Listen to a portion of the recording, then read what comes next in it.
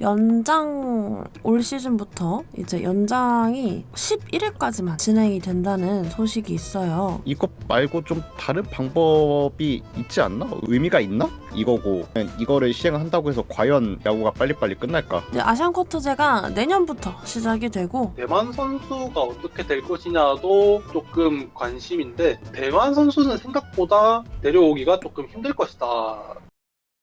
안녕하세요. 서리난 롯데딸 꽃겨울입니다. 구독과 좋아요, 알림 설정까지 부탁드리면서 오랜만에 꽃겨울 라디오로 셋이서 돌아왔습니다. 이야기 나눌 거리가 있는데 짧게 3개씩 묶어서 가볼까 해서요. 일단 소개 먼저 올리겠습니다. 우리 작가님 소개할게요. 안녕하세요, 작가님. 안녕하세요, 윤호입니다. 설명들 잘 보내셨나요? 네, 다음 우리 오랜만에 출연합니다. 편집자 선생님. 안녕하세요. 편집자 제국입니다. 오랜만에 뵙습니다. 네, 오랜만에 뵙습니다. 저는 꽃겨울입니다. 설 명절 다들 잘 보내셨길 바라면서 빨리 진행해 보도록 할게요. 설 명절 전에 좀 소식이 많이 들려왔는데 이거를 한번 묶어서 이야기를 나누어 볼까 해요. 일단은 좀 커뮤니티에서도 그렇고 여기저기서 얘기가 많았는데 연장 올 시즌부터 이제 연장이 11회까지만 진행이 된다는 소식이 있어요.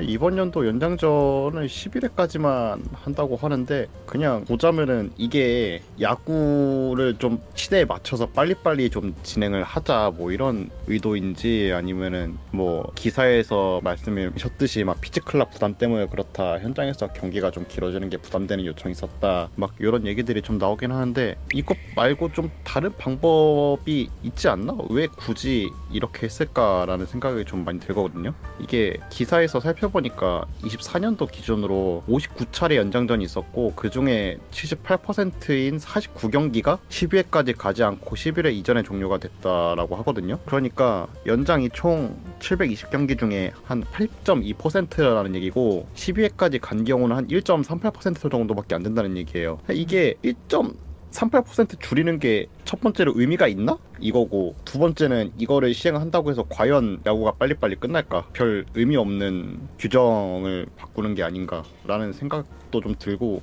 부차적으로는 또 이제 나중에 이제 연장전 하고 나서 투수들 기록들이 막 여기저기 뒤바뀌고 이런 문제들이 좀 산재한데 좀 많이 소극적인 변화가 아닌가라는 생각이 좀 많이 들고 있어요. 저는 전례가 없다고 봐요. 10회도 아니고 9회 끝나고 승부치기도 아니고 11회? 그러니까 농담으로 그런 말씀들을 하시더라고요. 그러면 8회 박영현 꺼내면 되잖아. KT 같은 경우는. 진짜 그런 농담이 실화가 될 수도 있거든요. 말로는 투수 보호 차원이다, 어쩐다 저쩐다 얘기를 하는데 저는 이게 전혀 투수 보호 차원으로 느껴지지가 않고, 저는 이게 오히려 투수들의 체력적인 차원에서 오히려 소모가 더 될 수도 있겠다라는 생각이 들거든요. 그래서 긴 말 필요 없이 11회 너무 애매하다. 그래서 이런 규정이 왜 만들어졌는지, 그리고 11회까지 한다고 게임이 짧아지나? 그것도 아닌 것 같다. 오히려 더 쥐어짜서 쓰지 않을까? 라는 생각밖에 안 듭니다. 그래서 저는 진짜 부정적으로 생각을 하고요. 작가님은 마지막으로 어떠신지? 저는 이제 편집자 형님이랑 사장님 말씀하신 거를 조금 더 살을 묻혀서 얘기를 하자면 마찬가지로 저도 부정적인 입장인데요. 먼저 경기 진행 방식에 있어서는 승부치기라는 엄연한 합당한 선택지가 존재하는데 어째서 그걸 제쳐두고 연장전 자체를 줄이는 선택을 했는지가 첫 번째로 의문입니다. 최근 들어서 허구현 총재가 입에 달고 사는 멘트가 하나 있어요. 국제전 경쟁력을 키우겠다는 건데, 국제전 연장전이 이제 무사 1, 2루에서 시작을 하는 거고 MLB 연장전이 무사 2루에서 시작을 하는 거예요. 둘 중 어느 하나라도 채택을 했으면 이 구도에 맞는 그 변화라고 이해를 하겠는데 그것도 아니고, 그리고 뭐 단순히 국제 룰을 맞춰간다는 것도 의미가 있겠지만 이 승부치기 룰을 도입을 하게 되면 투수가 이제 득점권 상황을 더 자주 맞닥뜨리게 되잖아요. 그러면 이제 그만큼 셋 포지션 동작을 많이 해야 되니까 그런 셋 포지션 동작에 대한 중요성도 커지고, 그리고 투수의 위기 상황 컨트롤 능력도 그에 맞춰서 적응을 해야 되기 때문에 장기적으로 리그 수준도 발전할 여지가 많아요. 근데 이런 기회를 버렸다는 게 저는 좀 첫 번째로 불만이고, 그리고 사장님이 말씀하셨던 불펜 체력 소모 관련해서는 이게 11회를 채용을 하게 되면 12회 때에 비해서 불펜 전체의 체력 소모량은 당연히 줄 거예요. 근데 뭐 아까 유머로 말씀하셨던 8회 박영현 얘기처럼 역으로 확실한 선수만 기용하게 되는 기조는 오히려 더 심해질 가능성도 제법 있습니다. 왜냐? 이제 11회까지만 버티면 최소한 무승부는 되잖아요. 이게 무승부는 최소한 승률 계산해서 분모, 분자 둘 다 제외되니까 패하는 것보단 나으니까요. 그러니까 이제 특정 선수의 과도한 이닝 소화를 해소할 만한 변화는 못 된다. 그게 두 번째 불만 사항이고, 마지막으로 경기적인 영향을 떠나서 야구의 근간을 해친과 동시에 허구현 총재가 그렇게도 부르짖던 팬 퍼스트 정신과도 어긋나는 변동입니다. 야구가 사실 3의 배수의 스포츠거든요. 타순이 한 바퀴 도는데 최소 3이닝이 필요하고, 투수의 퀄리티 스타트가 6이닝, 그리고 정규 이닝이 9이닝, 연장전이 총 12이닝. 근데 이거를 해치는 거고, 이건 뭐 이론적인 거니까는 제쳐두고서라도 연장전이 한 회 줄어들게 되면 그만큼 무승부 경기가 늘어나게 돼. 그런데 이제 직관 가는 팬분들이 과연 무승부 경기가 났을 때 앉아서 다행이다 이렇게 생각을 할까요? 저는 절대 아니라고 보거든요. 이 직관을 간다는 것 자체가 질 수 있다는 걸 알면서도 이기는 걸 보고 싶어서 가는 거지, 무승부가 났다고 뭐 질 수도 있는 건데 무승부 나서 다행이다 이렇게 생각할 사람은 전혀 없을 거예요. 그렇기 때문에 이거는 직관을 가는 팬분들을 위해서라도 하면 안 되는 변동사항이라고 저는 생각을 해요. 이게 마지막 세 번째 제 불만사항입니다. 전체적으로 이치에 맞지 않는 애매모호한 규정이라고 생각을 합니다. 저는 이게 왜 이렇게 됐을까 생각을 많이 하고요. 네, 좋습니다. 두 번째로 넘어가 볼게요. 아시안 쿼터제입니다. 이것도 아마 말들이 좀 많았어요. 이제 아시안 쿼터제가 내년부터 시작이 되고 일본 투수가 아마 제일 인기가 많을 거라고 생각이 들어요. 매물이 내년 FA 투수들이 몸값이 정상화될 가능성도 있다고 보이고, 아시안 쿼터제를 잠시 한번 설명해 주시겠어요? 네. 일단 아시안 쿼터제 관련해서 조금 설명을 드리자면, 이적료, 계약금, 옵션 포함해서 첫 계약은 20만 달러가 상한선이고요. 재계약 시에는 매년 10만 달러씩 상한선이 올라갑니다. 그러니까 2년 차에는 30만, 3년 차에는 40만 달러 이렇게 되는 건데요. 아무래도 이제 일본 독립리그, 그리고 일본 2군, 그리고 호주 리그 이런 쪽이 아마 인기 매물이 될 것 같아요. 그러니까 맞습니다. 뭐 쉽게 말하면은 용병이 하나 더 생기는 거죠. 아시아권 국적에. 이게 포지션이 제한이 없고 선수 영입에 아까 말씀드렸듯이 최대 20만 달러인데, 이게 한화 약 2억 9천만 원 정도, 요즘 달러가 좀 많이 오르긴 했네요. 그러게요. 많이 올랐죠. 여튼 그런데 이제 현재 KBO에서 24년 기준 평균 연봉이 한 1억 5,495만 원 정도가 되고, 1군 엔트리 평균이 약 2억 5천만 원 정도라고 하니까 딱 국내 1군 선수 연봉 정도라고 생각하면은 이해하시기 편할 것 같아요. 이게 아무래도 그 아시안 쿼터제 선수를 뭐 야수로도 활용할 수 있겠지만, 국내 리그에서 제일 뎁스가 대체적으로 부족한 곳이 불펜이라는 점을 생각하면 아마 불펜으로 영입할 팀이 많을 것 같아요. 기본적으로 NPB 쪽, 그러니까 일본 쪽이 투수 쪽이 좀 더 유망하기도 하고, 그리고 선발 쪽은 사실은 20만 달러라는 제한선 안에서 마땅한 5선발감을 구해오는 게 힘들 것이라고 사료되건, 일례로 이제 작년에 시라카와 선수만 봐도 5선발 수준으로도 많이 아쉬운 성적을 보였기 때문에 아마 뭐 필승조 혹은 뭐 추격조 뭐 이 정도 중간 라인에서 매물을 구할 것 같은데, 여기에 관해서 이제 대만 선수가 어떻게 될 것이냐도 조금 관심인데, 여기에 관해서 조금 설명을 드리자면, 대만 선수는 생각보다 데려오기가 조금 힘들 것이다. 왜냐하면은 이 대만 리그의 이적료 규정 때문인데요. CPBL, 그러니까 대만 리그 소속 선수를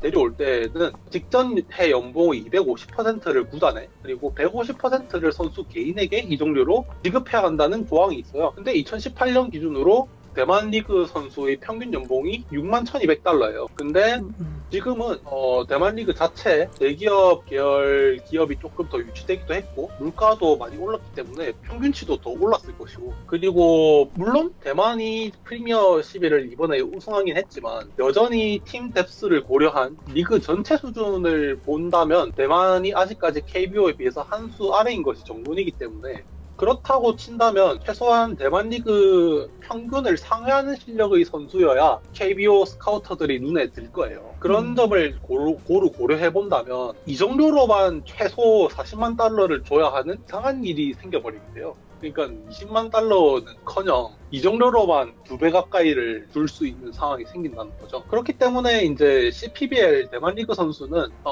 FA 선언을 하는 선수가 아닌 이상 데려올 수가 사실상 없다. 그렇기 때문에 매해 건질 만한 선수가 이제 FA를 앞두고 있다면야 각 구단의 스카우터들이 지켜보기는 하겠지만 사실상 오는 선수들의 전체 비중 중에 대만 선수는 그렇게 많지는 않을 것이다. 이렇게 전망합니다.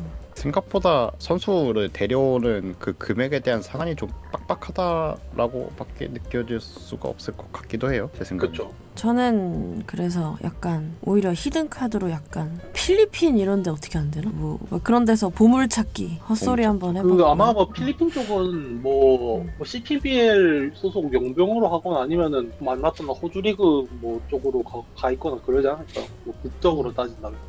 그래서 이제 그쪽에서 어떻게 해주느냐가 문제인데 저는 근데 좀 아시아 쿼터제를 항상 찬성을 했어요. 왜냐면 뭐 누가 오든 한 명이 늘어나면 좋은 거고 그 선수가 잘하면은 그 선수는 또 그 선수 나름대로 국기선양하는 거고 우리는 싸게 데려와서 싸게 굴리면 좋은 거고. 저는 또 한 가지 얘기하고 싶은 게 뭐 어찌 됐든 간에 경쟁이 생긴다는 건 좋은 거잖아요. 그 아시아 쿼터제를 하면은 숫자는 이렇게 말씀하시는 분도 계셨는데 이제 국내 선수들 설 자리가 하나 없어지는 거니까 이제 오히려 국내 경쟁력 같은 거를 좀 해치지 않나라는 생각이 들 수도 있다라고 생각을 하는데 이렇게 외국 선수들도 들어오고 서로 경쟁하면서 오히려 더 발전할 수 있는 여지가 있지 않을까라는 생각이 좀 들긴 합니다. 저는 정말 국내 선수의 자리를 하나 뺏는다? 그 의견에는 정말 진심으로 반대합니다. 그거를 이겨낼 수 없다면 글쎄 그 자리 하나도 뺏지 못한다면 실력이 안 되는 게 아닐까. 그리고 저는 그 두 분의 찬반과 별개로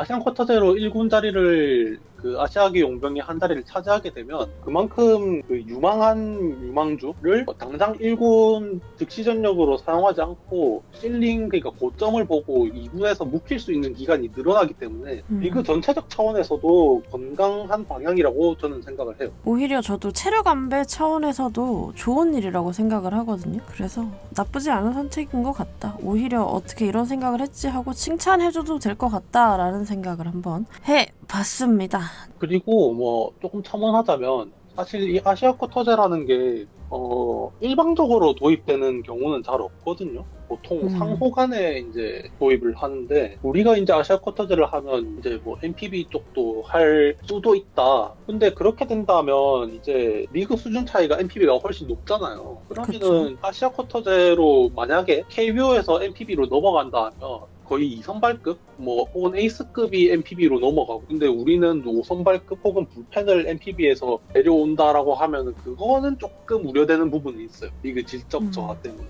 근데 뭐 그건 아직 NPB가 공식적으로 얘기를 하진 않았으니까 뭐 기우일 수도 있긴 한데 이건 그냥 가슴속에 약간의 불안함 정도로 생각해 주시면 네. 일단 내년 돼봐야 알 수 있다. 그런 느낌이네요. 그렇습니다. 그러면 다음으로 넘어가 보도록 하겠습니다. BFA 단연계약 선수의 FA 등급 계산 제외가 생겼어요. 저는 이거를 조금 필요하다고 생각했던 사람인데 일단 좀 정리를 해드리자면은 원래 있던 이제 리그 규약을 한번 말씀을 드릴게요. 리그 규약이 이제 FA 획득에 따른 보상, 그러니까 기존 FA 계약 선수를 제외한 선수 중 이제 블라블라 여기에 이제 BFA 단연 계약 선수도 같이 제외되는 것. 단 계약 마지막 해에는 연평균 금액으로 계산에 포함됨. 그러니까 이것 때문에 이제 마지막 해에 막 금액 줄여놓고 그랬잖아요. 그런 꼼수들을 좀 많이 썼었는데 예를 들면 이제 박세웅 선수가 23년에서 27년 5년 90억 계약인데 28년 롯데 FA 등급 계산에 연봉 18억짜리 선수로 포함이 돼요. 근데 김상수 선수는 20년에 키움에서 SSG로 FA를 했으니까 대상이 아니에요. 그래서 이제 구단에게 유리한 조항, 그러니까 선수의 FA 등급이 높아지면 이적 시 이적을 할 시에 보상 내용도 좋아지고 이런 점 때문에 영입 전쟁이 소강 상태가 돼서 총 계약 금액도 줄어들 수가 있을 것 같다. 그러니까 이게 뭐냐면 무슨 소리냐면 FA 거품이 줄어들 수 있지 않을까 하는 겁니다. 조금 보충 설명을 하자면 결국 김상수 선수가 FA를 한번 했으니까 대상이 아니라는 얘기는 이 새로 생기는 신설되는 조항 자체가 이미 한 번 이상 FA를 한 선수들에 대해서는 이 새로 생기는 내용 전체가 적용이 안 되는 거예요. 기아 같은 경우에도 지금 태군 그리고 최용호 선수가 그런 선수거든요. 이미 FA를 한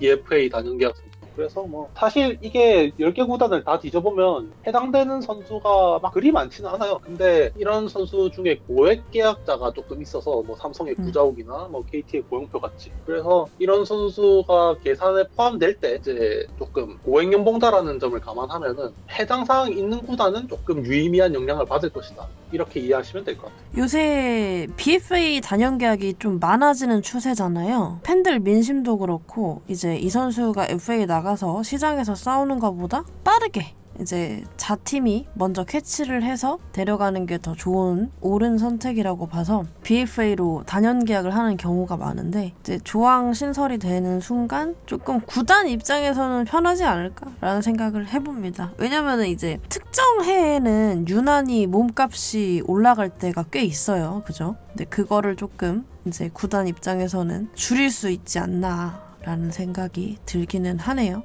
이게 마냥 좋을지 아니면 마냥 나쁠지는 두고 봐야 알겠죠.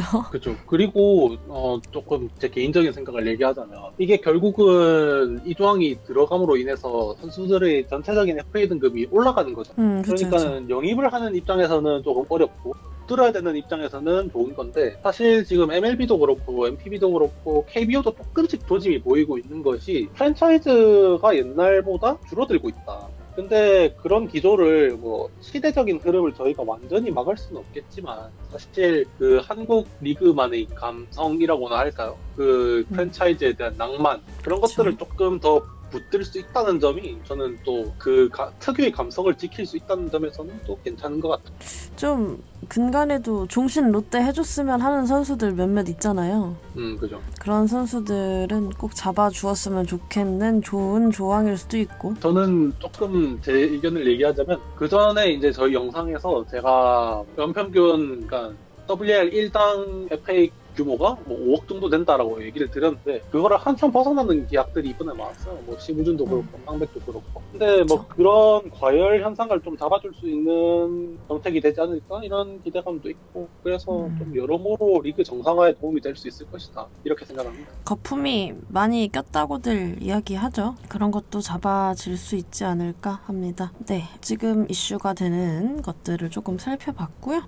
오랜만에 제보크님 출연하셨는데 마지막으로 하실 말씀? KBO 쪽에서도 여러모로 변화를 깨하고 있는 게 느껴지긴 합니다. 느껴지긴 하는데 뭐 마음에 드는 것도 있고 마음에 안 드는 것도 있고 뭐로 됐든 간에 리그 정상화에 조금 더 힘을 많이 써줬으면 좋겠다는 생각이고 연장 11회는 좀 내년에는 다른 걸로 좀 승부치기 같은 걸로 좀 고려해주면 안 될까라는 생각이 드네요. 작가님? 뭐 저도 사실은 이번에 비신동원 홍고현 총재를 비롯한 KBO의 변화점 중에서 이번 11회 연장전을 제외하고는 다 마음에 들어요. 뭐 ABS도 그렇고 지금 이제 국제협력전 체결한 것도 몇 개 있거든요. 근데 그런 것도 시도해보지 않은 변화니까 괜찮다고 생각하는데 이번에 한번 좀 소위 말해서 헛발질을 좀 한 것 같은데 아무튼 이게 1년 단위로 변화를 줄 수 있으니까 경험을 해보고 뭐 다시 발을 빼도 되는 거고 아무튼 이거는 일단 반대다. 네, 저는 사실 연장 11회는 듣고 실소가 좀 많이 나왔는데 이런 걸 이제 꾀할 그 정도는 아닌 것 같은데 라는 생각이었는데 아마 1년 해보고 정상화 될 거라는 느낌이 매우 강합니다. 네, 제발 정상화 되길 바라고요. 꽃결팀은 여러분의 댓글을 모두 읽고 있습니다. 많은 댓글 부탁드리고요. 또 많은 의견 남겨주시고 여러분들의 생각도 궁금하니까 이제 아이디어도 여러분들의 댓글에서 많이 얻고 있습니다. 항상 시청해 주셔서 감사하고요. 네, 저희 또 좋은 영상 들고 다시 찾아뵙도록 하겠습니다. 지금까지 편집자 제보크와